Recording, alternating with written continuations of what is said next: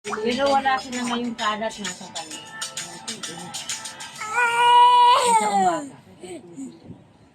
Pinakpang ko ngayon doon eh, kasi tumayin na naman doon. Pinakpang ko nga naman.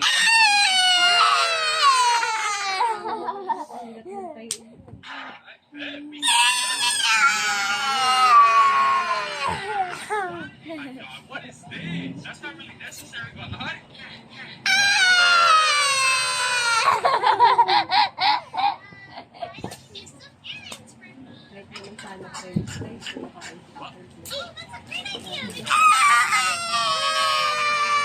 Tama, dapat sinasabi natin kung ano ka kayo na para kumain.